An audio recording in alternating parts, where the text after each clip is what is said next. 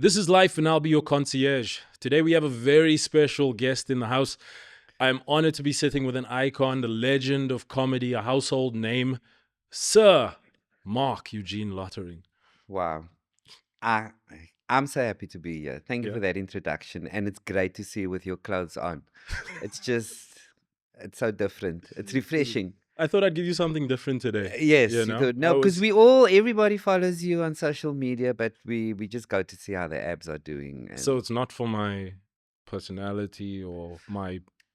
there's that too. It's important for everybody to believe that there's always something more to them. So Yeah. if you choose to believe that, that you are not just about, Being objectified. Yeah. Sure, but that word just rolled off your mouth, objectified. I'm Are so there used issues to you it. want to talk about now? Yeah. I'd love to unpack, actually. That's actually why I got you in here today. I I'm needed a ready. session. I'm ready. Are you ready? Yeah. But no, for real, thanks for coming out. We do start every episode with a cheers. Not sure if you are drinking today, but There we go. cheers to that. Cheers. I Cheers. might take a sip or two later. Okay, good. Yeah. I'm going to start now. Okay. Cool. So, Marc, yeah, I want to take it to the beginning, to the background, because I think that's where everybody starts. Where you from? Oh, that smelled good though. Yeah, have some. We're in it now. Where am I from? I'm from Retreat. Okay. Number 49 Julius Crescent is where I spent many, many years of my life. In fact, I think the first 20 years of my life. And So you moved out 2 years ago. I moved out last year. Last year, Yeah. okay. I'm now 22, inland. 21, 22. So, and that's my schooling was there as well. I went to Square Primary in Retreat. I went to Heathfield High. And, you know, when you grow up in the manner in which I grew up, that becomes your world. And I was also growing up at a time where you were not just allowed to go wherever you wanted to go, but my parents were very protective of my brother and I. So we didn't feel, you know, that we were suffering in any way. They made sure that everything, it was kind of like cushionish for Tony and I. Yeah. So we were very protected. My parents were very religious. And so that was my upbringing. And I only realized how sheltered and how specific my upbringing was when I started my stand-up. All I could talk about was growing up in Retreat and the emphasis that was placed on, are you in a council house or are you in a freestanding house? Or, you know, what is the texture of your hair? You know, how brown are you? Because there are different degrees of being brown. So I was consumed with all of this stuff. So by the time I walked onto stage, I realized how much of Retreat I had in me. And the great thing about the way in which you grow up is, because a large part of my life was spent in church as well, is you cannot wait to leave because you want to be cool. You know, so you go like, oh, the Pentecostal church, the Pinksterkerk, can't wait to get out of here because I must be with cool people and worldly people. And then when you're older and you talk about these things, you realize that you should take from every experience. You eventually discover that there is good to take from everything. And I think that is so important for mental health as well, where you prepare where you are able to eventually be in a position to differentiate and go, that was bad for me from that experience, but this certainly is an aspect of my growing up or from the church that's made me stronger. Or last week I was telling someone, because he was talking about the fact that I perform like a pastor when I'm on stage.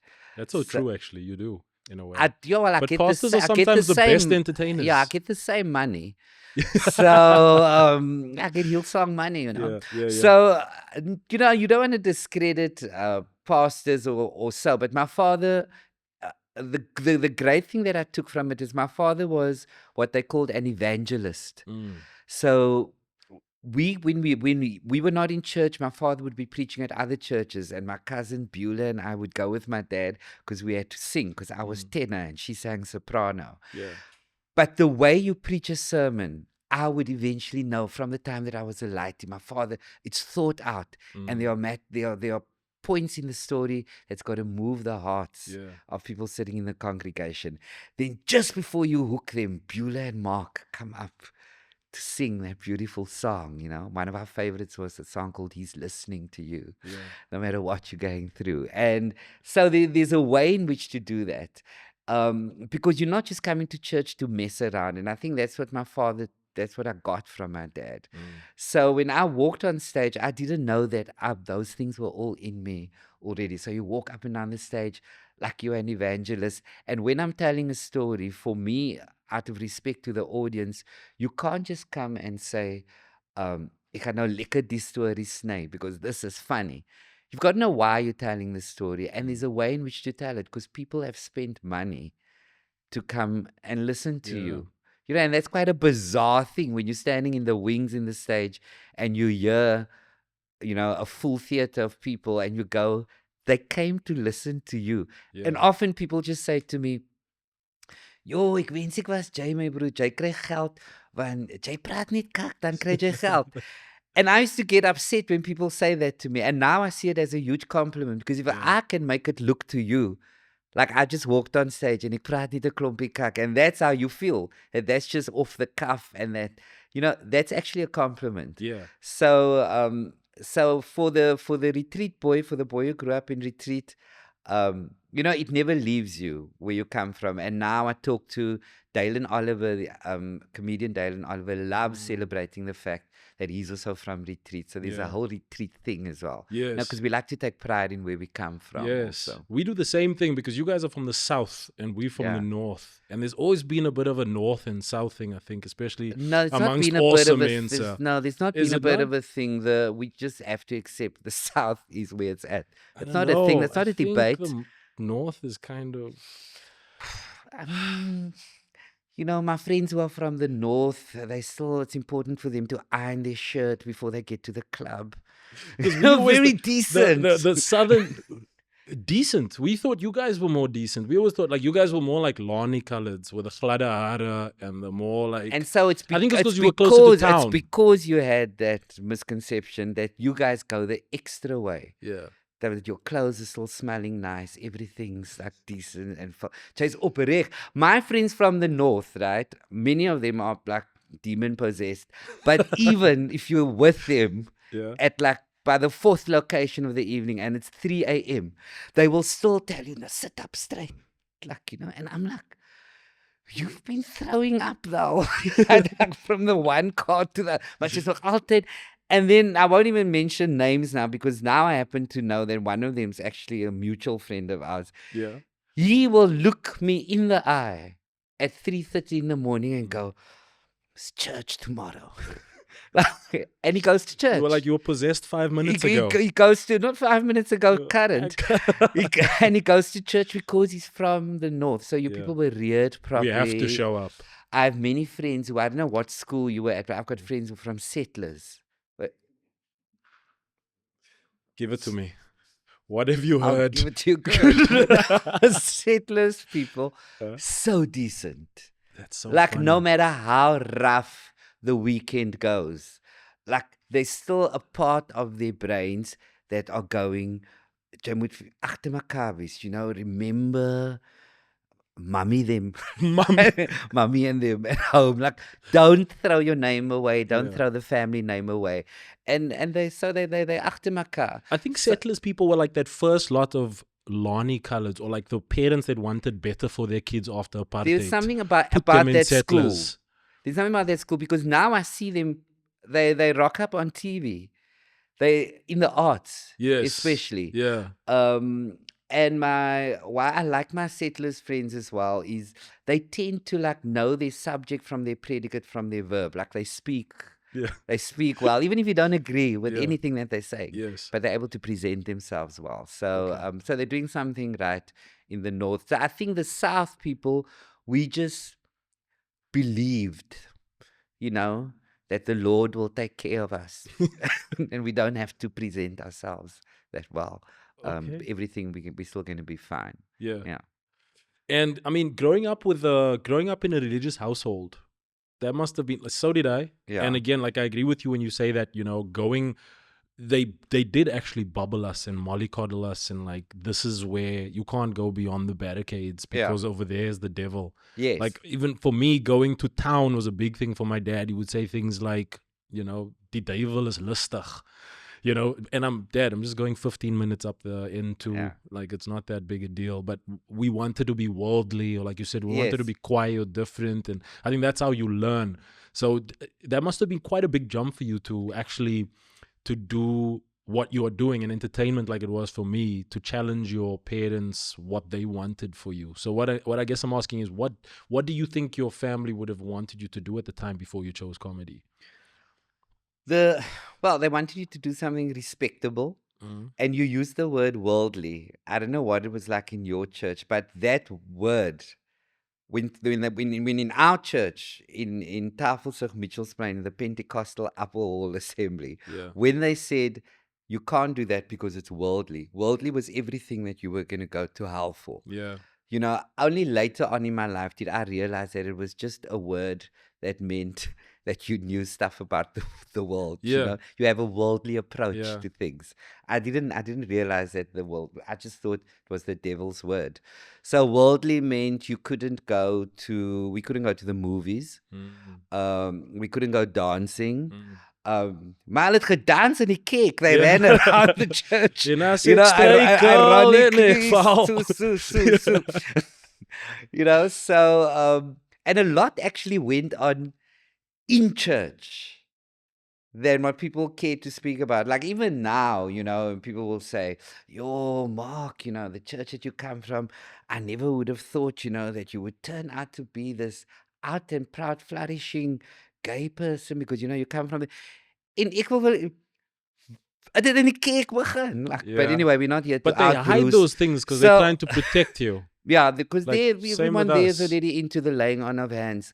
But to reconcile what I do now with coming from the church, and a lot of, well, you would know this as well, is it's changed. And people have started to see things very, very, very differently. Like it's more accepting. It's more accepting. I wish I could find another phrase for that. And one day I was interviewed. Inclusive. I know. I didn't mean you must go looking for the right phrase. It's not a game. It's not a game. You see, this is the North. So you're trying to tie that up now. We're looking for a phrase. You said we have good verbiage and linguistics. So I thought You got great verbiage. Is that even a word? I'll find out after the show. We will Google it. So now, though, people say to me, I was interviewed once, and this guy says to me, he finds stand-up comedy when people walk out of the theater and they feel good. For him, it feels like he's been at church.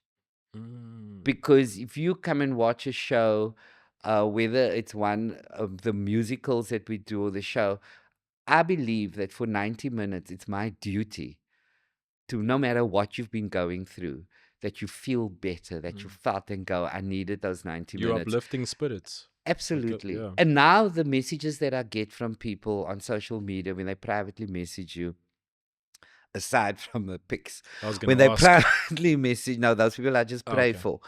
But because, you lay hands, but not in person. Yeah, the South may lay hands, but the North will pray. Yeah, I get that. So now the messages that people send, because people used to say, came to your show, you laughed my mood off, or my jaws are so tired. And every comedian wants to hear that, because that means you've done what you're supposed to be doing. Yeah. No matter what topic you touch, your job at the end of the day is to make people scream with laughter.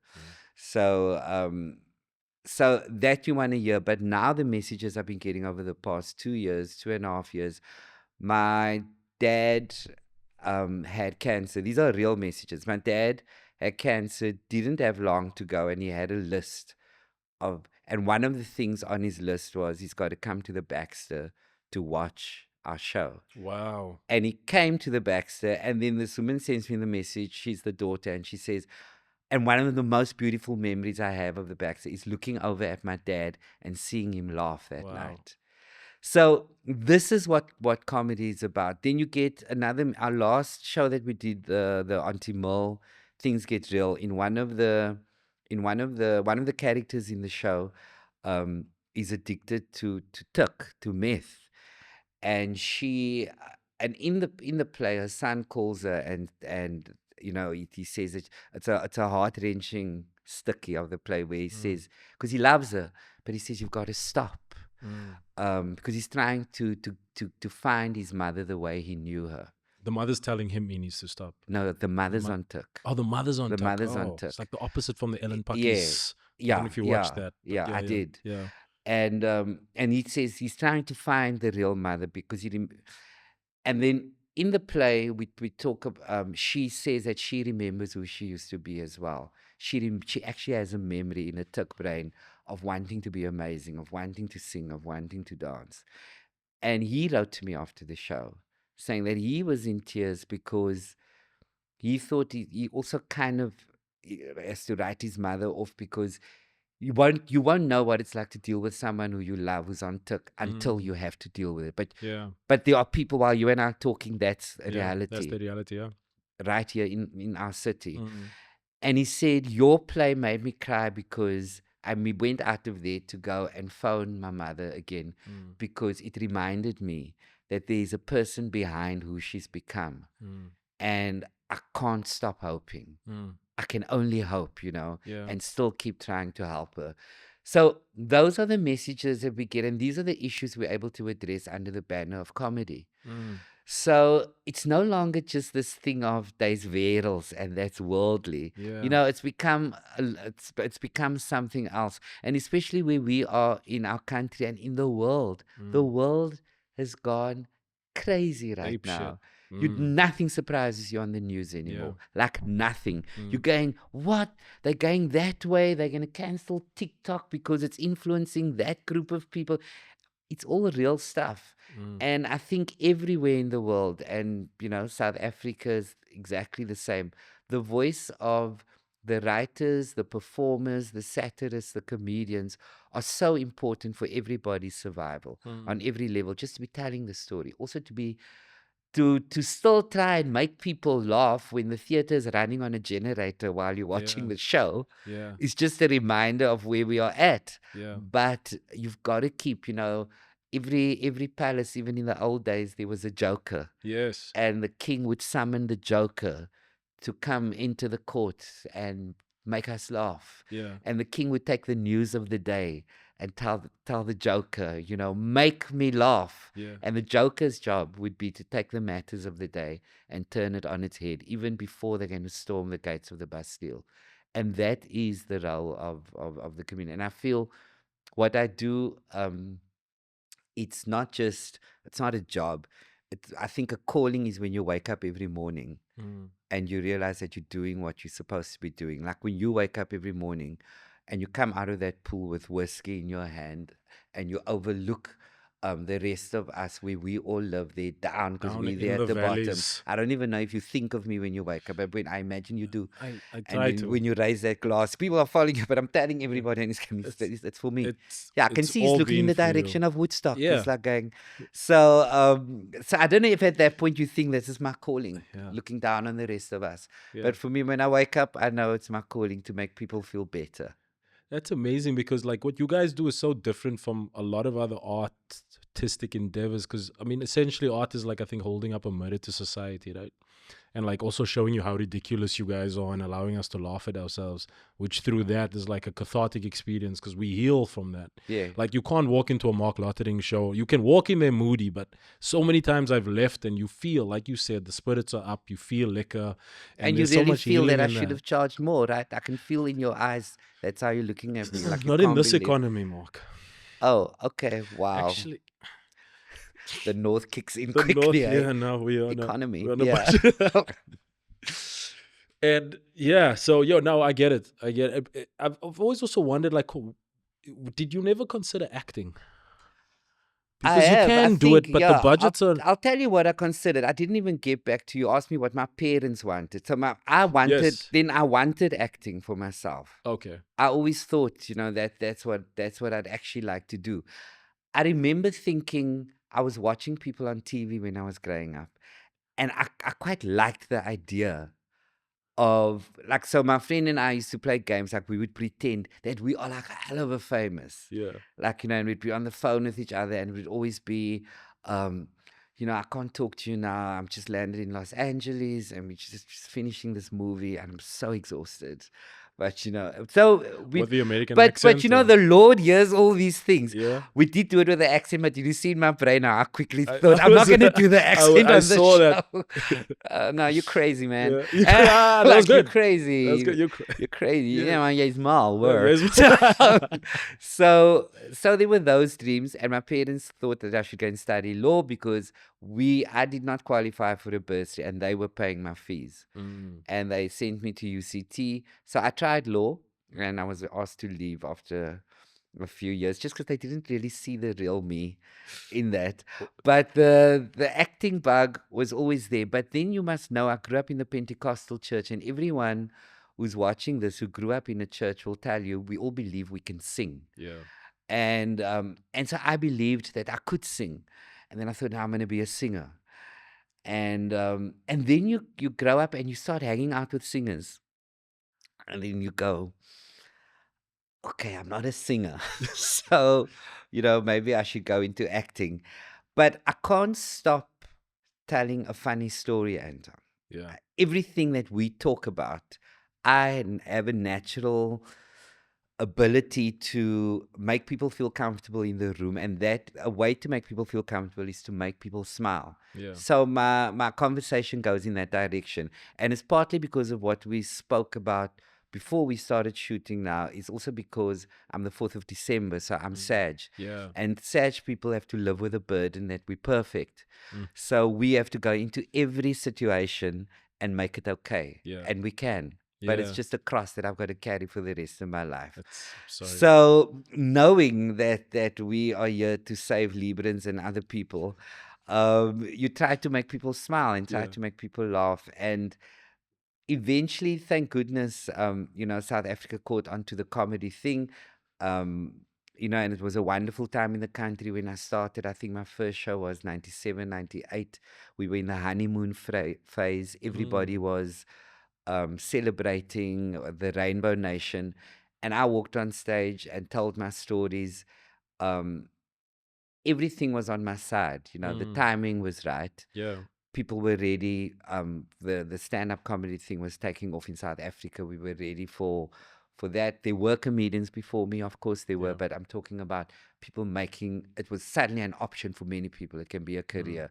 So I had that on my side, Rainbow Nation, with like naturally naturally athletic body, Yeah. and I've seen. just like good looks that, like, you know, sometimes you wake up and you go, I'm sure you've had this experience, you look in the mirror and you go, can't I just be average? I say to All the Lord, time. can't I be average? I just want to blend People in. think it's easy having well It's not chiseled easy. abs. It's not and easy. sharp features. It's not easy. Okay, you're pushing it hard there. I'm not going with the chiseled abs. I was just sticking to the face. But okay, you've okay. just told us all about your life. Yeah. But you go, I just want to blend in, man. Yeah. So it was, the comedy took off, and when I had an opportunity to, I think once somebody had a project and it was a serious role in a play. The thing with me now in the audiences is, even if I can do the most. See, you can write a play for me that's heavy, and I walk on stage, immediately there are 6 people in the audience go, No. Yeah. well, That's so no true, say. because we No, start but identifying. I got no punchline. You And your script just said, Mark, pick up the glass of whiskey and say, wow, I didn't think this was going to taste so good. And I go, wow, I didn't think this was going to taste so good. 3 people already Canning this. go well, but they say, wow, I didn't think this was going to taste so good. Yeah. I said nothing funny. So it's the nightmare for every director to go, guys, he's about to kill Desdemona. Yeah. Why is everybody screaming with laughter? Yeah.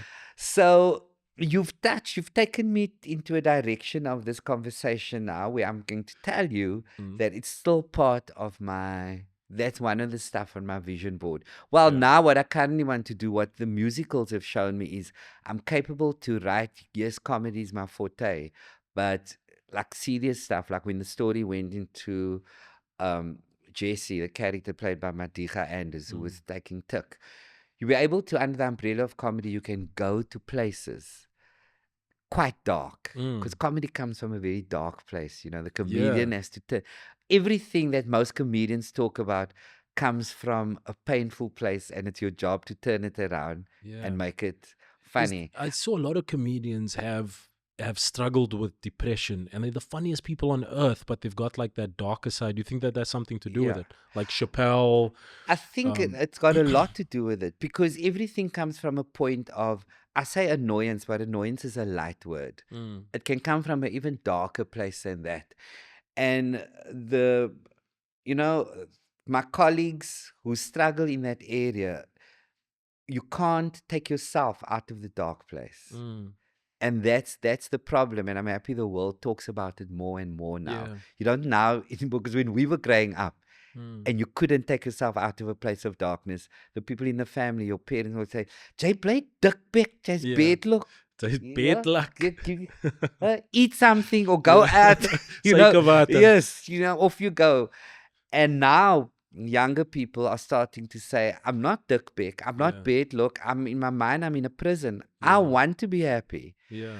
And when it comes to the comedians who have to go to those places, I think it's about not being able to take yourself out of that place when you go home alone, or wherever you go after the thrill of the audience. You know, I've seen some people even bitter on stage, Yeah. but the audience can feel it if you don't take them to that hysterical punchline, because they're uncomfortable. Yeah. Because you're going, and you're going dark and dark and dark into the story, but you never come out of that. Because the So come down from getting off stage can be quite. it's Quite. crazy. It's a jump down. Yeah, and it's and dark. my come down is usually about, you know, it takes me 2 hours to come down from every show. How do you do it with not using drugs or alcohol? Like, and that's why a lot of people, I think, go in that direction. Well, after the drugs and alcohol, I usually buy food Oh, okay. as well, you Yeah. know, because you must eat You something. have to get a So, lining. yeah, I think, well, you know, and for me now, I've got times and occasions where I want to see people, and I know that I'm going to be drinking. But generally, coming back from a show, it's always, especially if the show's running for 2 months every night, it's a school night every night. And I love mornings, you know, Yeah. just so I don't like being babalas in the morning. So for me, coming down would be, I love eating, and I know everybody says you shouldn't eat after a certain time, but I mean, you've just performed for 1.5 hours. Sometimes some people want pictures after the show. That's in draining. itself, Yeah. for me, that's harder than the show. Sure. That is harder than the show, because when you have pictures after the show, then people, they want the same person Yes. that they just saw for 1.5 hours. Sure. You must be that in Yeah. the foyer for another hour, Yeah. which I can understand that. And I don't have different personas, and I'll come back to how, you know, I don't stay in the dark place. But people come out in groups as well to my shows, and then when it's girls' night out, and they've been tequilas before the show, you know, and during, and now for the photo. That's why I loved COVID, because there was social distance. Yeah. You could say you can have a photo, but you must stand there. Yeah. But now, you know, and then people go with their hands, and they want to, and you've got to take the comments, you've got to take the way people are, because some people don't have a sense of personal space. Yeah. You know, your wedding band is also just for show. So it can get a little bit woos. Yeah. And then people also have things to tell you after the show that you don't, that's not the place for it, and you have to process that stuff. So in ideal world for me, it's going home and having a meal. I like to eat liquor food. Even if it's a health thing, you must make that healthy thing a little bit colored. Does it have to be must like liquor. Ijskos or Not, it doesn't have, but if it's high course, it must, you know, also have a kick of the Atlantic seaboard, because we've lived that side for long as well. Yeah. So Yeah. the food must also make it look like I have been earning well. Okay. You know, so, but then it must taste liquor. I must still have a bit of the tear gas, Yeah. you know, resonate with tear gas as well. So I must still feel that spice in it. But I love that, love Asian food, love a good curry. But what I don't want to forget telling you, and which is why, if you don't mind, I just want to come back to it, is Yeah. the dark place. Because so this morning, right, for example, when you talk about darkness and that comedy comes out of it, I'm sitting with a friend of mine and we're having coffee in Greenpoint, and it's relevant for the story. Is one of my straight friends. He's like one of yours, and could maybe a bitchy north, Yeah. and he's sitting and he goes, and a guy walks past, but his body's like the guy's walking like that, Yeah. and my friend kicks my foot. He says, "I can bet you, I can see that's a gay guy because the guy is like Yeah. a walk."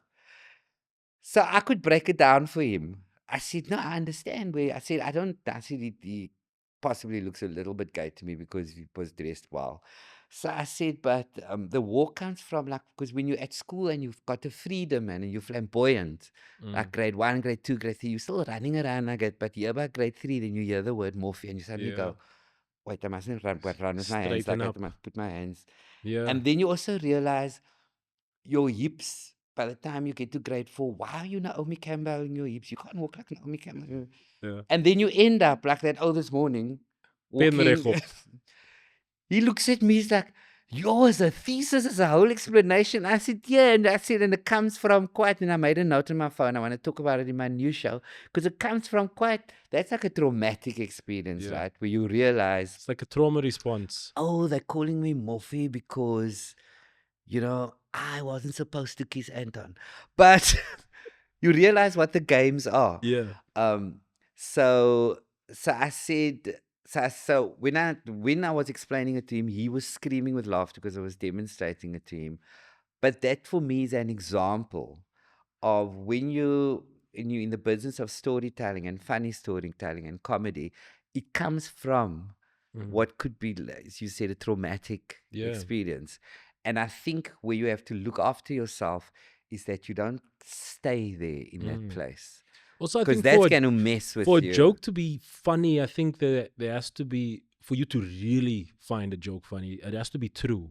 There's a lot of truth in something. My friend. And I think there's a lot of darkness around truth that people can't handle, especially ourselves, because we have to go digging for that truth. And I think that's why artists in general sometimes find that dark place, because the truth about the world, about the actual world, is actually quite dark. Dear Mom, you're my best friend, okay? You are the funniest person I met in the whole world. I love it when we play together, and my favorite is when we play makeup. You sometimes make me angry, sir, but that's okay. Nobody's perfect. When I'm older, I want to be pretty like you. Happy birthday, Mom.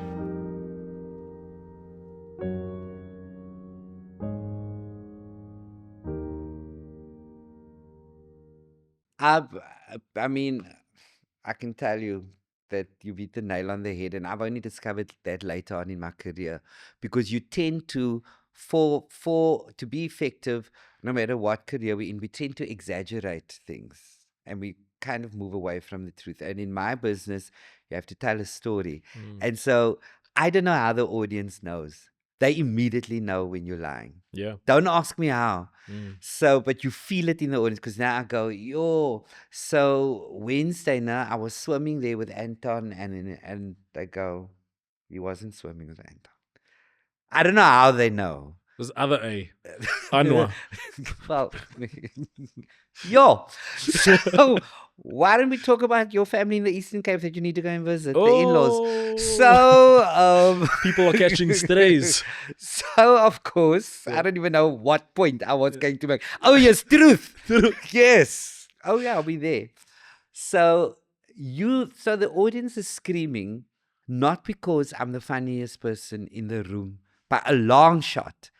People love the truth.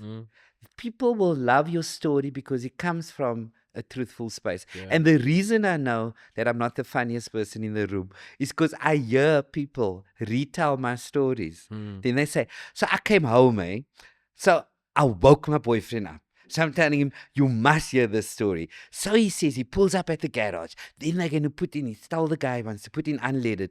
And then the person who's telling me the story says, the boyfriend's looking at her and he's like, I don't think he told that story like that, babe. There is nothing funny in...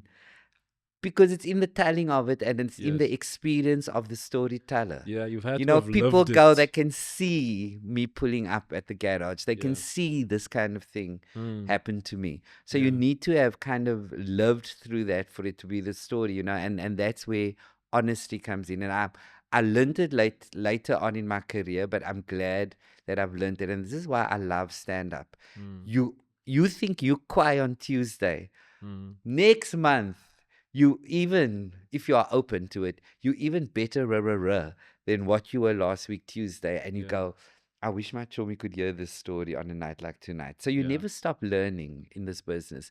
You never you never have all of it, because people say, oh, you've got it. You never have all of it, and you must never believe that you do. Yeah. There's always, always, always room to be even more amazing than what you were last month. Yeah, the And that's why I downfall love is this always like business. from the highs. This, like you said, like sometimes you'll feel quiet on a Tuesday, and a couple of days after that, you again reduced to absolutely nothing. No, I I've think never there's said I've been reduced. maybe I've I'm always just talking been, about my own I've never been, experiences, yeah, Mark. no, Anton, As keep a it. as a stand-up comic in my Like- spare like- time, there's some people who find me hilarious. Hilarious. Yeah, Okay. I'm yet to find them. I can't wait to hear that, Yeah. because actually no, we were talking about your TikToks. Yeah, Yeah, you not too you bad. did make me scream with laughter. not too. Yeah. So you have that as well. But we have a thing, comedians have a thing about people who then do what you do. Yeah. So we go, he's done everything, acting, good looking, now wants to touch on comedy. We got obviously the areas in his life that he's struggling, and we're going to find it. So yeah, that's how we view people like you. You can't just stop with the funny TikToks. I'll stop. Yeah, okay. Stick in stay to my lane. I will. Yeah. And then we spoke earlier about your parents, and now you said what they wanted you to be, right? Something respectable and all Yeah. of that. How did that go down with a father that was a preacher essentially? Yes.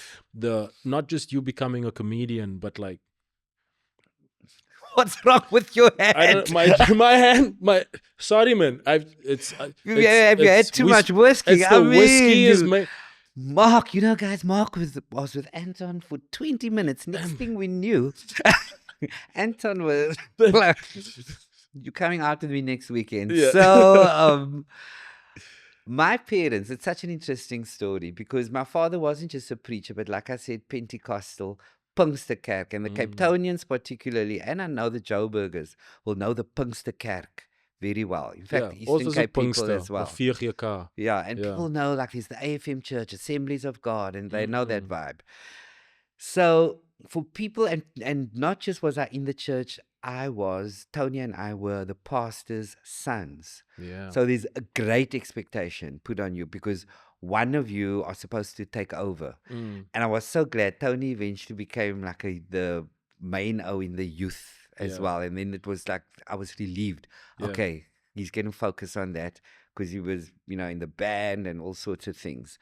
And so people say we cannot understand what was the turnaround in the relationship with your parents and with your father to have to deal with somebody who's gay and out, and now it's on the stage, and for everybody to see.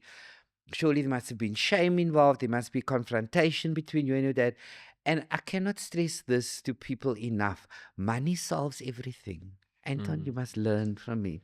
It's so true. Money in our communities, solves you can do anything. Toe koop ek my pa 'n huis, and he was still proud to say, but you good. He was like, you great.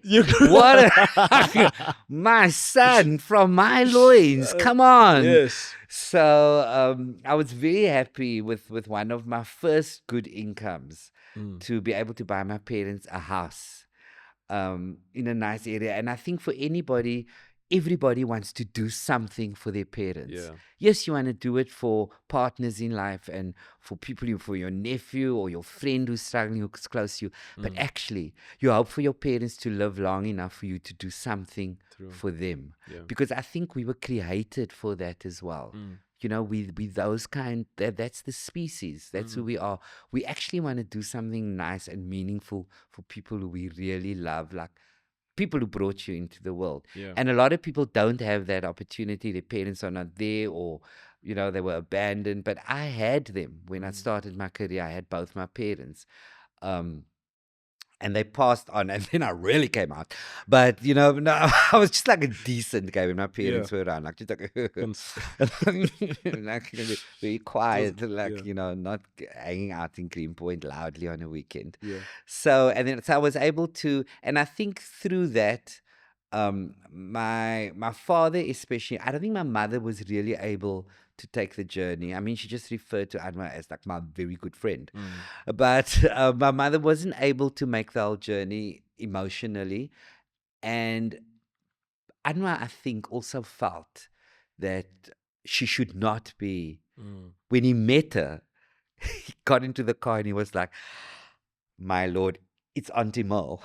Like your mother is Auntie Mole. Yeah. So there are certain Auntie Moles in the world where you'd think they're getting it, but we're not going to push that. Yeah. You know, you're not going to You walk give in there people with what a they can pink. experience comfortably. I Yeah, think you're not that's going to how walk in there with a, and she did have a heart condition. Yeah. So you're not going to walk in there with a pink feather boa and say like, oh my God, Cher's going on tour again. Yeah. So, no, you know, you kind of know how to do that. And my father has always been a gentle, wise man. Get that from my dad. Yeah. In fact, he might have been born late November. Sag. Hey. Sag energy. Okay. So, so when my father came, and he would come and watch my shows at the Backstar on his own, not Wow. with my mom, not with his friends. They would just tell me, your dad was in. You know, and I think that was important for beautiful. him. That was Yeah. beautiful. Yeah. For me, that was beautiful. Yeah. And there was never judgment from him. Yeah. Never. I think he was trying to reconcile. Of course, as a pastor's child, you would want your son to be a pastor. You would want your son to lead a church. But my father was just there on the brink of perceptions changing about a church and what it's all about. Yeah. So I treasure the memory of both my folks. My mother's with me on stage every night. That's why I've got the Auntie Mo tattoo, because it means so much to me. Yeah. Because she's Auntie Mo. Your So- mom's name is Mo. No, Okay, but because otherwise she'll send the invoice. Okay. But from there, but Mo is it's a blend of three. Mo is my mother, and then two of her friends. The way they used to speak, and the stories that I used to, because I would eavesdrop, because they would have prayer meetings on a Wednesday in the day. I mean, you think God is supposed to answer prayers at night. The day ones are more dangerous, because then, you know, the Lord has all the time in the world, because not a lot of people are at church. So they would have prayer meetings during the day. And then the prayer meetings would be, first they would say what's happening in the road, and I would listen from the room. So they're praying. They'd go, no, you know, her husband works shifts, you know, and you know, the red car that's there now, that's not a Mansakari. That's not Neville. That's not not Ivan. Neville. I know Ivan's car. I also know, actually know Ivan. Something is, there's Desmond's a car. Yeah. You know, and he's there a lot when the husband's working. So then they would be talking, and then they say, sisters, we're not skinnering now. We're sharing so we know what to pray for. For we want, you know, that marriage must be restored. Yeah. So a lot of that stuff I brought onto the stage, and people would scream out of embarrassment and recognition because of the truth. Yeah. It's the truth again. So when I brought the mole character to stage, so everything that you hear when we're doing the musicals, the stuff that comes out, that's my mother Yeah. speaking, like verbatim. And The lemon way meringue. lemon meringue, Is that your that's the mother. Because we Okay. would, like, you know, my mother would say very strange things. And we used to laugh as a family. I'm talking about the extended family and the cousins. But then I found out it wasn't just my household. Everybody started saying how they've got an aunt and an uncle they don't even know they're the comedians of the family. But people just want to hear stories from them. Yeah. They must tell this, it must come from their mouths, because they have a way in which they see the world, and they have a way in which they tell a story. So I feel close to my mom in that way. And, you know, and to give you a very real ridiculousness of Mill's story, my mother had a serious heart condition, and the doctor eventually said, you know, it's serious. And then my father was still alive, and my father blacked out one day while driving. and went for a checkup. And I went with my dad, and they said he's got cancer. Mm. And and it was very sudden. And they said it's far gone. So they said to my dad and I, we don't treat every month with like be precious about the days. And of course, you go home with that news. And if you think that my mother's Auntie Mill, and we tell my mother, Dad's got cancer, and she was like, now everybody's going to focus on him again, like, because she's Auntie Mill, she's like the queen. And then my father went for, and I spoke about this on stage, that's why I remembered it well. And the audience screamed because they say, like, you can't say anything funny about cancer, but what was happening in our household, there were some weird stories. Like, my father did his radiation, and my dad had hair like mine, and then we went for chemo. He came back, and then the hair grew back, but my father's hair grew back straight. And my mother was like looking and telling me, "What was it's not a chemo?" Looking at my brother and I going, don't you just want to try the chemo stuff, whatever they're using? I mean, if we could solve all the problems here with Marc, because this is not the way the Lord made Marc. Yeah. Obviously, this is what can happen. Yeah. So I shared that on stage because that's also what I needed, because I was performing at the time. But the thing about comedy, not just for the audience, for the comedian, it's also a lot of healing involved. Yeah. So if you can be going through something with people, what a privilege. And what audacity to think that these people want to be let in on your life, but they do. Yeah. And the way in which you handle these things, because it's never just you going through what you think you're going through. Yeah. There are other people going, and I think we've all been created as well to go through the darkest of times together, which is why when you see, if you go to a funeral and you see people cry together, people who didn't necessarily get on in life, because funerals also bring family members together. Yeah. But you also see a support structure. When Anwar's mom passed away, I was working outside of Cape Town.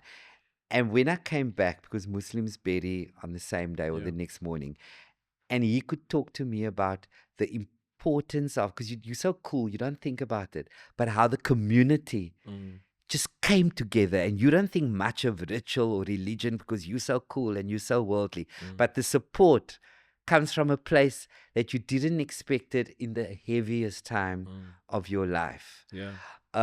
So you go through stuff. I think, we're built to go through stuff together, because there are some things, like people being taken away from you, that it's not designed that you go through that alone. No matter how hard or quiet you think you are. As quiet as you think you are, also, I think where you return to in the hardest moments is kind of indicative of who actually means the most to you in the times, when I'm going through the worst things, I always, as cool as I thought I was, as traveled as I was, the first person I call is mom. Or I have to move back home for a little while because I'm going through the most in some way. Well, that's the north. Moving back home, that means we don't go back to mommy. South, we don't go south. Back, man. Yeah, you don't go back. South, you just say, mommy, can you do an EFT? This is like the worst time. Yeah, exactly. Yeah. So, yeah, I think it is a privilege for me then. I'm only realizing it as I'm talking to you. Yeah. That you're able then to go to the innermost parts and share it with an audience. It makes what could be a burden, it makes it so much easier. Wow. It's like a responsibility, but also like you have to be light with comedy. So it's like such a fine line that you have to tread as a comedian. It's yeah. You can't take it upon you. This is my responsibility, because then you're gonna probably lose the comedy as well. Yeah, it's a hell of a fine line. Like the show that I'm doing later on in the year called Marc Lottering, selling now already via web tickets. We're going to a place later on in the year where the show is just called Marc Lottering, because I now want to talk a little bit about where I come from, because I'm watching the debates go on, and especially when the country has elections, suddenly the thing about being brown, man, it can hurt you. Yeah. It can make you embarrassed to be brown. It can make you celebrate more. It makes you think about, who am I actually? Where did we come from? I've been going through that this week for sure. I hear you. You understand? Yeah. So, and here I am bringing it up. You've been going through it. I'm just a vessel. I You are keep vessel. telling people. So, I want to, I want to be talking about that as well. And yet again, the challenge for me is, where am I going to go with this thing? I don't know. But, Anma, who's, I mean, I can give you advice now because you're much younger than me. Don't marry your director and your producer. I made that mistake. So now I sleep with a boss. Yeah. So, I got that wrong because it's Yeah. supposed to be sleep your way To the to top. the top, Yeah. not take the boss home. Yeah. So, took the boss home. So now, and Anwar interrogates the shows because he directs a lot of it as well, Okay. and produces a lot of it. And the demand from Anwar is, no matter what our topics are, every 90 seconds, at least, people have to be screaming.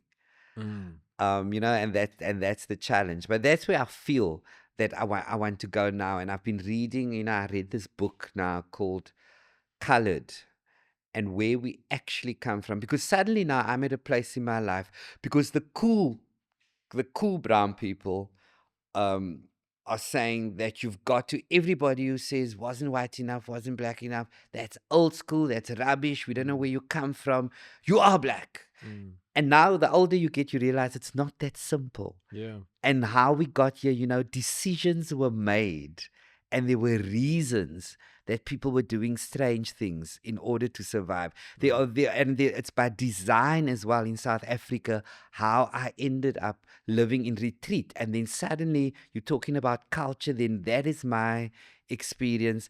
Then you go out into the world and you got to, you sad because you want all your chomis also to come out of this box. Yeah. And for some people, it's not a box, it's a cage. Yeah. Entrapment. And you want people to come out of it. But now there are people saying, let's talk about how we got there and, come out of it to what? You're not going to be welcome everywhere because everybody's attacking. When you go onto Twitter, I'm still not going to say, X, formerly Twitter, because it's such a long phrase. Mm. But you go on to Twitter and we fight, eh? Yeah. We fight, but we are harsh because Yeah. nobody's most going to meet you in person. Yeah. I miss the old days where people say, "My broek was hier, my Trigger happy. gefriet." Yeah. But nobody's Everyone gonna, is stake back yeah, behind everyone the- is stake back Yeah. behind the phone. Yeah. So that's where I want to go now. And just talking about it, I don't even know how this thing is going to be funny, but we will know when we're there. By the time you get your complimentary tickets. Yeah. Thanks You- for that. Yeah, Yeah. you will know that Yeah. it was funny. But yeah, I want to talk about where we come from. Yeah. I think that's valuable because, I'm also about to pick up a book called The Curse of the Colored. I just got it. Called The Curse of Curse the of the Colored. Colored. Yeah. I have to read that. Yeah, I'll give it to you. I That's was crazy. about to start it yesterday. That's very north of you to give it to me, but I can buy my own. Are you sure? I Yeah. can borrow it. I Yeah, can yeah. rent it No, to because you. the north wants it back. Yeah. So the north starts writing, this Yeah. belongs to, and so, okay, with the date on it and everything. Please call. I if did lost. did you do your ancestry test? I did. So I won't ask you for your results here, Yeah, but I'll I tell did you. mine. I Yeah. did mine, And? and already I knew I have a problem in my life when the results were difficult to read. Yeah. So, and It's confusing. It's like it's the Y very, and very, X very and it goes confusing. way back. I just saw, and my agent at the office, I knew because they emailed the results to her. And she would like forward it, and not supposed to read it. Of course, the office read it. Mm. But when I phoned them, I couldn't speak because there was so much laughter in the office. Because I said, "Could you read it?" I said, "I just saw the word Neanderthal and I couldn't read further." Like, because my generation, when you use the word Neanderthal, it Yeah. means like, brew, Yeah. like, no matric with exemption there. Yeah. But then they started talking. So I've done another one. I'm not going to stop until I get the results I want. Yes. So we've done another test. We're actually going to read it today. Hey, Anwar. Yeah. We're going to read it. We're going to go over the results together today because Anwar got his at the same. Because we heard that organization is not so rah with how they give you your results. Like Yeah. you can actually understand it. Yeah. It's not a different result. The person who but gave you- mine to me was also very confusing. Very I couldn't quite confusing because make- by the time they were done with me, there was a bit of me hanging around the Ukraine Yeah. and but very like Scandinavian Yeah. stuff as well, which made me understand because bouncers love me. Mm-hmm. Like wherever I go, especially if Club I'm partying in bouncers. Joburg, club Okay. bouncers. So that's obviously the link that Yeah. they're seeing. There's a Scandinavian kind of Yeah. underground. So Yeah. that's the connection. But I'm not going to stop until I can understand exactly where it is at. And I'm looking, obviously, I'm going for the koi because I have to That's be what cool I and thought I was gonna going. go for, but it did not pan out that way. It didn't. And then there's apparently a lot of my people, Namibia, as well. So we're going to this afternoon. I'm going to look at that again until I get what my mother was so proud when the first test came out because they did it live on TV, the results. Yeah. That was the condition. Yes. And I was convinced, was full on Khoisan, here we go, Yeah. going to That's what celebrate, we've a been whole told. new show come Yeah. out of it. And we laughed at my mother all the years because my mother's like quite dark, but you will never know it while she talks to you because it's like a family. And she'd say, "We most of us are German and you know blonde and fair, Yeah. fair." And we go like, "But I mean, where?" Like we can't find it. And she says, "No, you can see even you that fairness that you. It's the German side Yeah. of the family." And so of course the cool people in the family we'd laugh and write it off. He could the results out. And there's something about German in the thing. My mother was on Loved the phone it. with me. Did I not tell you? Did I not tell Hey, you that coloured we've got parents- restaurants in coloured Berlin? parents Jaco love hier met owning- Athlone.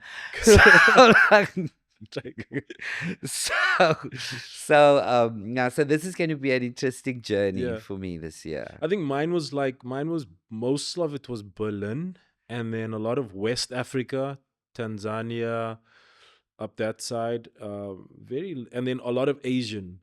Yes. A lot Asian as well, from I don't know, Bangladeshi, those sides, but nothing I that can see that though. yeah. Don't you? I think it's the eyes maybe. I don't know, but like I walk in here, you look a bit Bali to Yeah. me. But that's just maybe your house. It's probably It's just this house. Awe Bali. probably like, wait, this isn't the Cape Flats. Yeah, no, exactly. No. Also, I've never used that phrase in my life The to Cape anyone. You look a Flats. bit Bali. Oh, But, but I shall be using it Bali. henceforth. Jy like 'n bietjie Bali, man. And then, yeah, while we're talking about the race thing, also something that I've noticed about your career specifically is that you've been able to get people from every single demographic to like your shows, but while staying true to your humor, which is like very our people humor. Awesome answer. But yet, you know, the Atlantic Seaboard loves you, the Boo Carp loves you. Yeah, you got to take money from everywhere, And then, bro. yeah, So- but everybody relates to your humor without you changing to be more like them. You've kept it very like the integrity of your shows has been. Mr. Concierge, Tell that's me. been a journey. Has it been?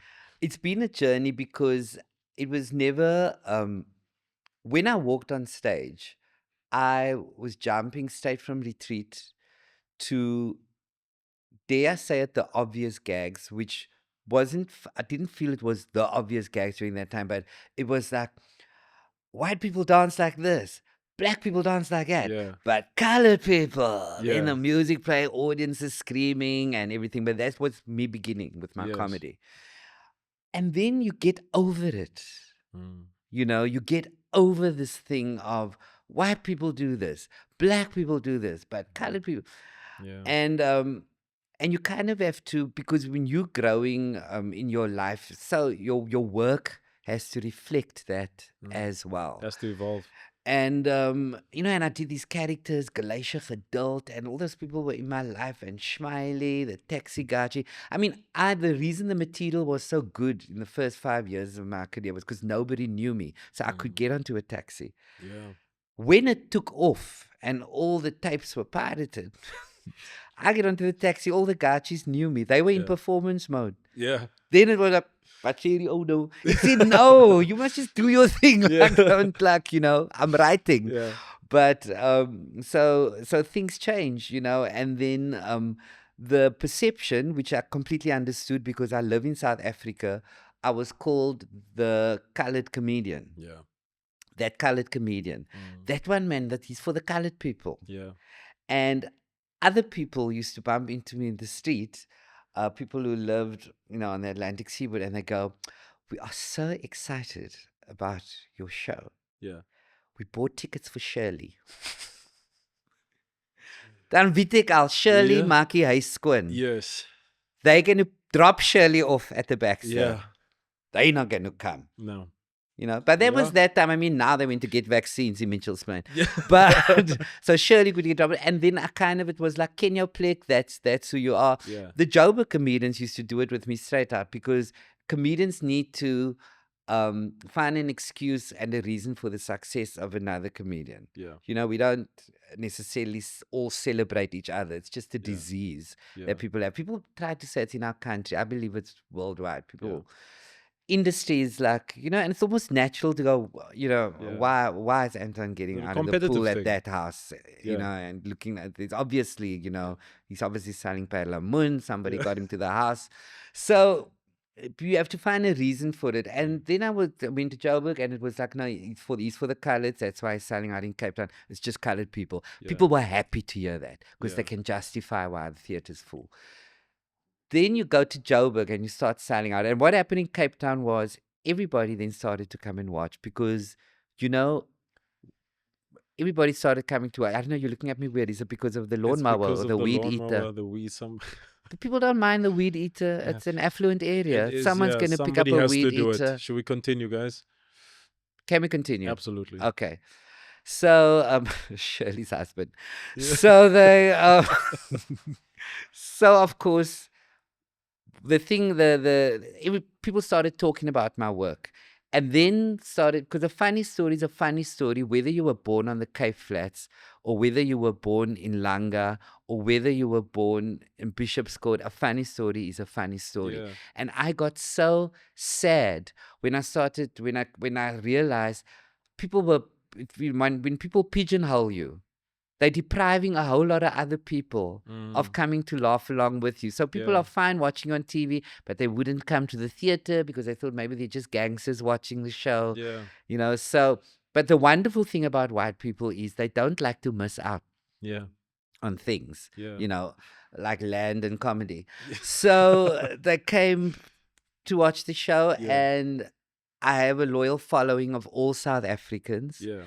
And it's beautiful, because if we can laugh under the same roof at the same story, surely we realize fundamentally we're all the same. Yeah. Your child dies, you're going to cry, and I'll cry with you, Yeah. because it's your child. Mm. And that's the bottom line. Yeah. And that's when it started going to Joburg, then the theaters get busy and everybody's in the theater. And now I look at the comedians and I go, I don't think that's a Mitchell's Plain audience sitting yeah. at Monte Casino. I think Yeah. they live here. Yeah. So it's been a journey to get everybody to come and watch. And I think it's a wonderful thing. And last week I was speaking at an event, and I said, rugby brings our country together. Mm. So when Siya Kolisi is playing and he's on the field, and the boys are playing, it's my one butch thing in here, I wouldn't spill. So the country comes to a standstill. We go and find places to go and drink, because we know wherever we go there's going to be a vibe. Yeah. The screens are going to be on. People get emotional as much, even if I know nothing about sport. On that night there was a knop in my keel. Yeah. We were out at some fancy party near the waterfront, came to a standstill. And rugby unifies people, Yeah. can do that. And we experience the same thing in comedy, but it's not on that scale, because we perform every night, let's say for 2 months in one city. Yeah. But the place is full. People are screaming with laughter, even in Joburg, if they had to drive over 8 potholes. The theater smells funny because they've not had water for 9 days. Yeah. They're coming to watch comedy, Anton, Yeah. because life is so hectic. Mm. But we have to live.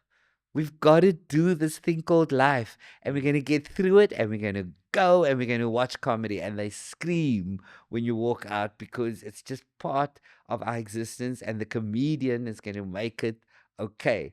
And the people screaming are people from all walks of life. Yeah. And it's been, it's been a long journey to get there. And then when we got to the musicals, I mean, that just speaks to everybody.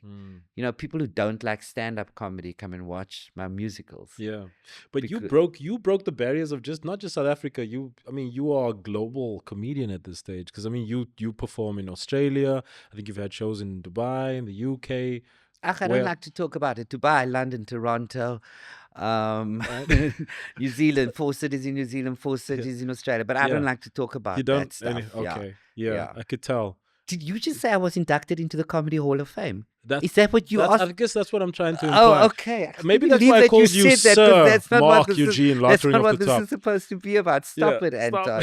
Let's just be real here. But it's true So, though. What other comedian is there? Like, I mean, you're probably not going to want to answer several. this. No, It's South African comedians No, that they have... They are working hard. There are comedians other than me who work well Yes. internationally. And it's a struggle for me internationally when I travel, because the exchange rate, and you got to go over there, and it just looks great because you're doing the reels. Yeah. We're now at the airport, we're now in the lounge. Meanwhile, Anma and I just got into ask if we can go pee there, but you do the reel while we're in the lounge. So you go there and you've got to charge an astronomical amount of money for a South African. I mean, just to hire a theatre. We were at Leicester Square Theatre in London. It was sold out. It was full. But for Anma had to pay just to open the door there. It's like 60,000 Rand just for them to say hello. You can use the space. Yeah. Now you've got to start working to try and break even. Don't even think about making money. And the way Anma and I travel, when we're over there, we don't want to go over like we're struggling. We rah amongst the best of them. We're going to eat at that restaurant. And I keep telling Anma, don't convert. Yeah, you can't. Just make, just selfies and reels. Just make our life quiet. Don't convert. It's nobody's business. It isn't. They'll be coming home and selling bedding and stuff. Like nobody's business. Yeah. So I love going over for the joy of the expats and I'll tell you something, Anton. Some people, yes, they laugh, but you know that some people on our last experience now, I don't know if it was in Melbourne or Sydney. That's just me saying, so I was in both cities. Yeah. But I didn't need to set it up like that. I You could have did. just said in one of the theaters. But people cry in the foyer because it's an emotional experience. Yeah. If you've imagine being away for 40 years and you hear this accent. Yeah. And you're bringing your children, because now my audiences are bringing their kids in with, because my audiences, their children are now 19, 20, and they are coming to experience the show with their parents. And they are telling their kids over there, this is what we're trying to tell you. This is actually where Daddy's from. Because we've all had family members move to Australia. Daddy used to talk like this. Yeah. Daddy. Yeah. Daddy came out, Daddy was Dera. But now how you going? So they cry because it's a bit emotional, and they cry because they feel the theatre's vibrating with the South Africanness. So people look around, even in London. Yeah. Because South Africans live on the outskirts, a lot of them, because it's expensive. You can work in London, but to stay there, it's another story. Yeah. So when they come, they sit like that in the theatre, looking who's here, and everybody still tries to be reserved. By the end of that show, because now you've been laughing together at stuff you thought you forgot about, and now the bar's open. They're and probably from the north. And you. I feel that you're saying it, but I feel that you need about 2 sessions to talk to someone about it, because you're trying to be cool. But I can see you rubbing your Give leg. me a card Things afterwards, are coming someone I can back to speak you. to. Listen, the North is amazing. Yeah. So it's an emotional trip to perform abroad. In fact, we're very excited because currently I'm working with a younger comedian, Alfred Adrian. Yeah. He's brilliant. He's great, and Alfred's got he's got such a loyal following, and we've come together with our shows now, as my niece said to me, we're Whitney and Mariah. So we've come together, and it's exploded. So Alfred's also talking about us going definitely Australia and New Zealand again, which we want to try and do later this year. But it's not an exercise to make money. So when I told him, because he's younger than me and he's more energetic, so I told him, no, but it's not about making money. He's like, my bro, I'm gonna show you on this one on the phone. Tell this, bro, how much money? I'm like, okay, Alfred, I believe you. We can make money there as well. So I look forward to that. But it's a for some people when they come and watch you overseas, it's almost like a religious experience as Yeah. well. And then it's a wonderful opportunity to travel. But as I say, we often come home with no money because, yeah, mate. You know, You don't want to it's- go sit there at home with a burger in your hotel room. Yeah. Nee, just not while you're down under. Yeah. Yeah. Yep. Yeah. Yep. She'll be good. Yeah. She'll Yep. be good. The first time I went over, I said, everybody's got this thing with mobile phones and what you do with your phone when you get over there. So I said, yeah, I need like my chummy told me that I must get the SIM for my phone, whatever. I don't know what I said in that shop. It was going on. Do you know how long 11 minutes is in a shop when there are other people standing there with me trying to say, check your phones from Cape Town, maybe a SIM, if I can put the SIM in. And what? And then another person came there to the counter who works in the shop, looked like someone who was obviously there illegally, told me, just come tell me quickly what I said. And they just looked and said, he wants to recharge his mobile. I was like, Recharge. Recharge the mobile. And then they had the SIM. But I mean, you quickly go over there and realize, because some people say, nah, stick with your own accent, be real. But sometimes you want to get things done there. Yeah. You got an accent you just code. you gotta go for it. Speaking of making money, you coined it in COVID, Mark. I did some of the math with your online shows. So COVID seems to be good for you. COVID, I wish everybody still had long COVID. Because you did a switch quick. Not a lot of entertainers did that switch as fast as you did to go digital, go online. And I think you're still on that. With the producer. Okay. I sleep with the producer. Okay. So how that happened was I was woken up at 4 o'clock in the morning. Going, are you awake? I got an idea. Yeah. I was like, wait, let me take off my COVID mask first. So, don't touch Wait, me. Don't touch me. So it was crazy. And then Anma said, we've got to film. You got to go online. Yeah. I said, you're absolutely crazy. I'm not, because I'm not going to and he's like, no, like a studio. We shoot a thing and we can shoot it live and make a big thing of it, and it must go out to the world. And I was like, what? And at that stage, nobody was doing it. And guys were at home doing things like, Anma says, no, we've got to go into a studio, shoot the thing proper. And so we get the two or three camera people who were not sick. And the studio was already there. Those guys were thinking ahead. Yeah. And because we've worked all our lives with Eastern Acoustics, and then they were Penny Lane in COVID, they still are, but they had the studio available, and we were allowed to get like 3 of our friends in there. It was like serious COVID times. And we were kind of prepared. Everybody was prepared and working at this thing and selling this thing. Then it started going to, the first thing was we sold 1,000 tickets. Then they're phoning from the studio, it's 3,000 tickets. Then I remember running to the toilet when they said, we've sold 18,000 tickets. Do you know how long I stayed in that toilet? Because I was like, I can't perform for 18,000 people. And then the numbers were going up. It's like a stadium. Yeah. And what was happening, which we didn't think about, was it was an opportunity for the whole world to tune in at the same time. So you have now been living in Paris, and you're a girl from Athlone. And now you could talk to your chummies while the show was on, live commentary in real time. So it was out of our control. It was already going, and it had not been done before. So we did not know this was actually going to happen. I remember seeing you doing it, and I was like, this is brilliant. I walked out, and the other thing that we were not prepared for was nobody thought or bothered to tell me that there was going to be no audience response. Because it was just the the Oh, cameraman. yeah. And there's no live audience or energy to feed off of. I walk out, and me being the I mean, I was never above average at school, but that day I thought maybe I was really below average because I walked out and I screamed away massacres expecting people to scream back. Yeah. The cameraman is going, away, must we say away? So he's asking the other guy, like, are we supposed to?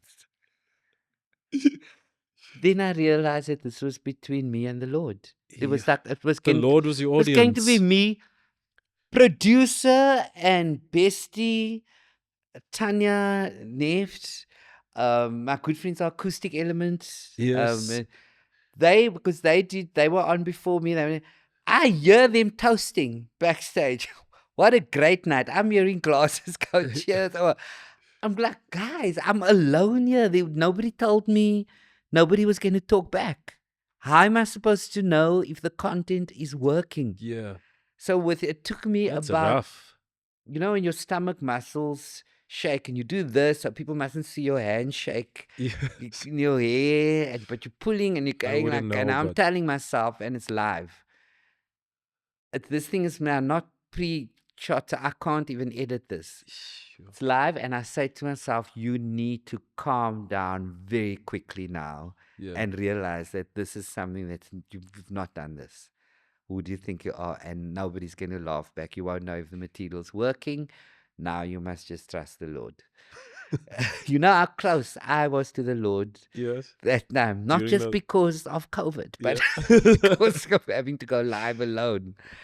And yeah, there's no thrill like when you are thrown into these situations in your life. And I'm sure you have at least 3 of those occasions that you can come back to in your head where you go, I was in over my head, but it was done. Yeah. Now here I am. And it worked out. They obviously think I'm quiet Yeah. because, you know, we pitched really well. And I didn't realize this was like serious stuff. Will you do it again? Obviously, financially, it was good. I don't know if you enjoy it as much as you do live performance, but would you do it again? I think would there's still do a it market with for it. what I took from COVID. COVID took me back to my first show. When I did my first show, I said we were in this venue and it was like, well, the first thing was on my birthday. And I hired a microphone and a keyboard, and the owner of this venue said, please come back every night and talk for 40 minutes away dinner. People will pay for this. Because I just did it with my friends before the party kicked in. And then they put in 12 or 15 chairs, plastic chairs, in the venue. I can still see it. It was in Church Street, Cape Town. They put in plastic chairs, was a little room upstairs, and people came in. I don't know if they paid 15 Rand or whatever. Yeah. And they sat on these plastic chairs, and I came out and then like, 30 minutes in, I remember I ended the show with this new character that I'm going to call Auntie Mill. I'm discovering Mill. And I took the scarf out, put it on, and did the character, and that was me. One night we had standing room only because 23 people booked. Are you crazy? Like, where are we going to put these extra people? 23. I was like sold out. 23. I was sold out. Standing room only. 23 people booked. And that was the beginning. So then they start moving you to theater and, From there, it probably went to Baxter and all of those things, or... Not directly, but it was so quick, Anton. We thought that we were going to, and my crew were my besties, my friends. So, me, Brevin, Jason, and Anwar, and we just thought, these people are laughing at us, my bro. Like, let's do another show. Yeah. Let's do another, let's make some more money. Check here, can we go to PE, man? Idea, right? And I remember when things changed, one of my friends called me from Cape Town and said, Mark, I was at a braai and they said your name and your surname. Now, when someone at a braai in Cape Town says your name and your surname, made it. You are not to be taken lightly. Yeah. So So we did that, but the audiences grew, and then in COVID, you come back to never mind a few people, nothing, the cameraman, and it made me strong, Mm. and then slowly started opening. Well, before it opened up, we like illegally as well would get to the restaurant says they're just going to shoot just you and the cameraman. Mm. Um, But we can do it, but there going to be 12 people eating. So just to That's when they help were you with putting brandy help you with the in laughter. teacups. There you I exactly, remember those days, exactly. That sounds like my house. Yeah. So and then eventually when it opened up slowly, we were allowed to get people were sitting far apart from each other, but we were able to get let's say 10 couples into the room or 20 couples. So people always squeeze in Yeah. a little bit more. The point I'm trying to make is that I was then stronger to cope with this amount of people, because Anma will tell you what freaks me out the most, because people say, it's nothing, it's just, perform for 70 people. Mark, come, it's a small gig. 70 people freak me out. Yeah. I'm very happy with 700 people, because 70 people, I can now see Janine. I can see Avril. Yeah. Did not find that sticky funny. Yeah. But with 700 people, you are get lost in the guaranteed crowd. they're lost. Yeah. Where's Janine sitting? I've even put the lights low. You don't see Janine not enjoying the show and scrolling through a phone, because there are other people there laughing. So 70 people freak me out. So COVID took me back to that again, where you learn to trust, which is what every storyteller should be doing. Trust the material. Mm. Sharing it with the audience. And the fewer people don't respond loudly when there are few, because they're embarrassed Yeah. to scream with laughter, because they We need permission from everyone else. Yes, and it's intimate. And in COVID times, it was also like that 3-course dinner, so people are a little bit posh, and posh people breed posh laughter. So Yeah.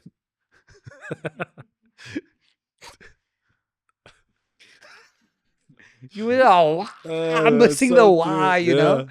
So COVID took me back there, and it was good to be reminded as to what it actually is all about. It's actually about telling a funny story and trusting the material. Which you write yourself? I Did you write have a all team? my material myself. Oh, okay. And then, of course, I sleep with the producer who redirects Which is out. at home So now would probably be a on good the time highway. for advice to the youngsters out there getting into the industry. Don't find marry a producer. the producer. Don't marry the producer. Well, we've covered all the advice, Anton, because it's about your truth. Your tooth. I had one my your tooth. Oh. There's no dentures coming out.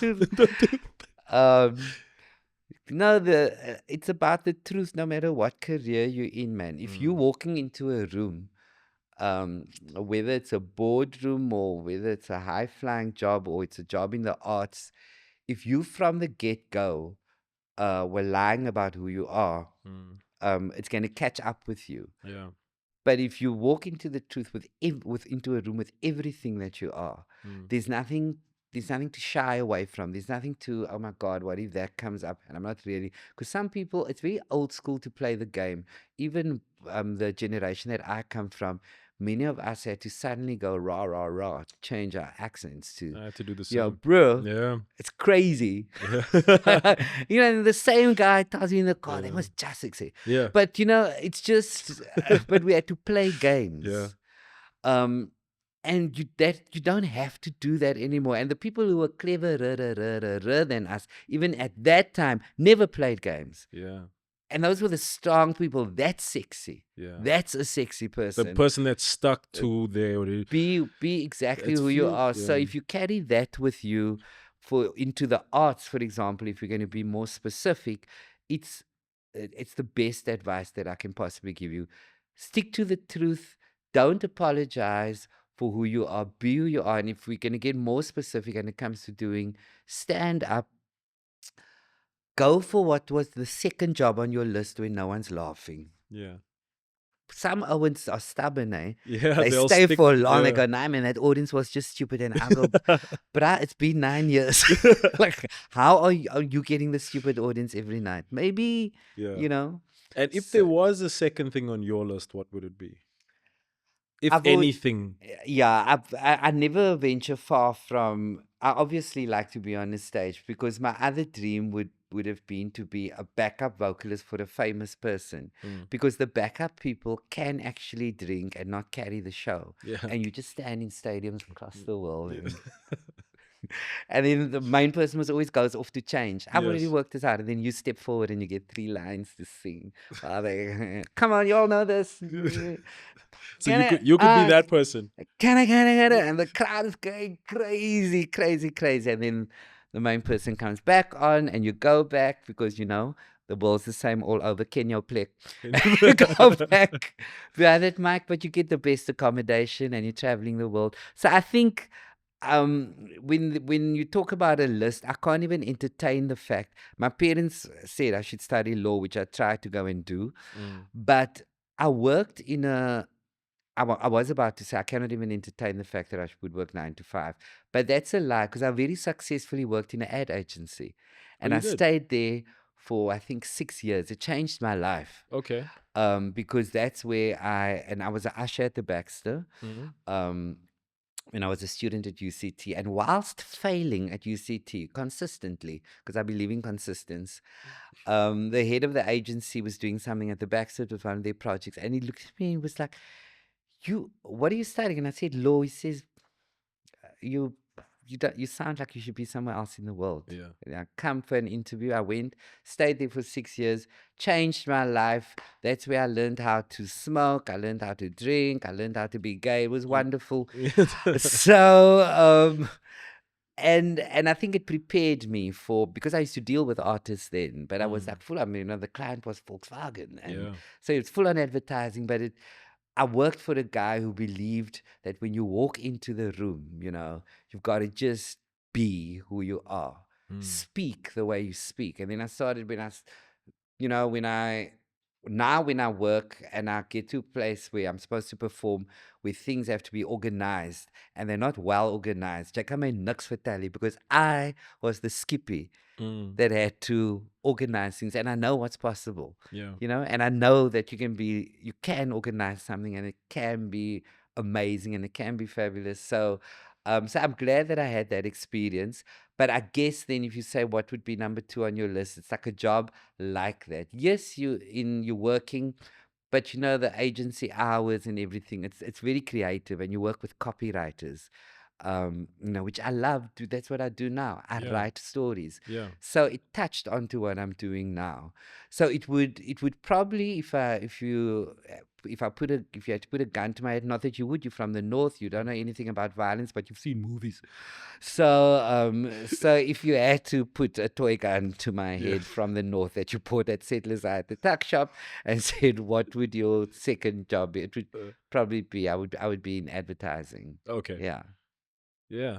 I could see myself do that, but now not possible because that was the stepping stone. I know now that I'm doing for what the creator has created me to do. I know that I'm in the right lane. Yeah, I think we all do. And we want to see more of that. So I couldn't actually picture you doing anything else other than what you're doing now. So, Mark, I could chat to you forever. I still wanted to get into your dog. I think his name is Hamilton. Yes, my dog's name's Hamilton. It's from the Doorns. From the Doorns. But that's the next time I come on. We can talk Next about time Hamilton. we'll talk from about the Hamilton. Doorns, What yeah. I do want to know, though, is it from the musical? Is that how you got his name? Hamilton the musical? 'Cause Well, the fact that you're asking me if it's from the musical, it's actually just a reflection. of the Settlers High. No, North. it's that because the story that I tell in the show is Hamilton is from when people come to my house and they say, is Hamilton from the musical? It tells me about the person. So my does it friends tell who you? are like straight, they immediately go, I wear Lewis Hamilton. And then the Owens who are a bit borderline, they go, it's from the musical. So anyway, Anton, it's been fabulous talking to you. And on I that leave note, here with such hope. on that note, ladies and gentlemen, Marc Lottering. Thank you so much. It's been so great. Thank you. Awesome.